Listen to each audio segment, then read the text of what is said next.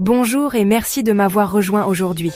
Durant cette session, je vais aborder la question de savoir si les congés payés peuvent être comptabilisés comme de l'expérience de travail aux fins de l'immigration. Pour commencer, un petit aperçu du sujet. Pour la plupart des programmes d'immigration, les candidats doivent justifier d'une certaine durée d'expérience de travail afin d'être admissibles. Dans certains cas, il s'agit d'1 an. Mais une question revient très souvent. Que se passe-t-il si vous atteignez enfin la barre des 52 semaines, vous soumettez votre demande et vous réalisez ensuite que, dans ces 52 semaines, vous avez inclus une période de vacances? Pouvez-vous quand même revendiquer une année d'expérience professionnelle? La bonne nouvelle, c'est que certaines interruptions de travail peuvent être prises en compte. Par exemple, IRCC permet une période raisonnable de congés payés dans le cadre de l'expérience de travail qualifiante et fournit même un exemple de ce qu'il considère comme raisonnable. 2 semaines de congés payés dans une période de 52 semaines. Donc, si vous prenez 2 semaines de vacances, aucun problème.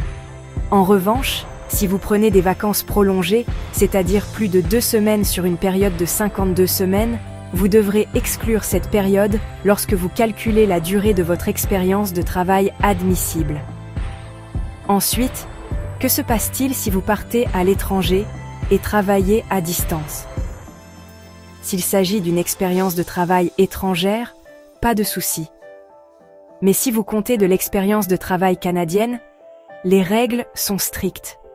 Le télétravail peut être pris en compte, mais vous devez physiquement être au Canada lorsque vous l'effectuez. Donc, prolonger vos vacances à l'étranger en travaillant depuis un autre pays peut être une mauvaise idée si vous comptez sur l'expérience de travail canadienne. Parlons maintenant des congés de maladie. Prendre 1 ou 2 jours de maladie de temps en temps ne pose pas problème, tant que cela reste raisonnable.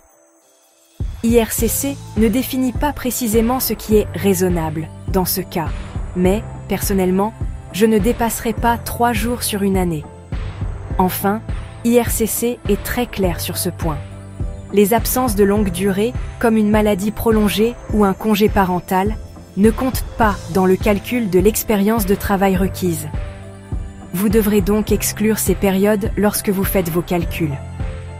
En résumé, de courtes pauses raisonnables sont acceptées.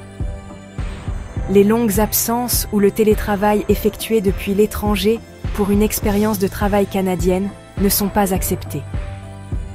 Si vous êtes dans une zone grise et que vous avez un doute, il vaut toujours mieux demander conseil à un professionnel pour bien clarifier votre situation. Avant de conclure, je vous pose la question. Avez-vous déjà dû ajuster votre calendrier à cause de vacances ou d'un congé maladie?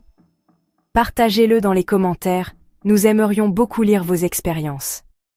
Et si vous avez trouvé ces informations utiles et que vous souhaitez recevoir plus de conseils directement dans votre boîte mail, abonnez-vous à la newsletter.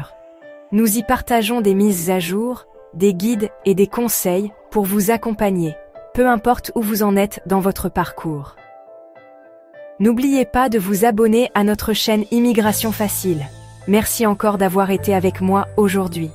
J'espère que cela vous a été utile, que ça a clarifié certaines choses et que ça vous apporte un peu de tranquillité d'esprit.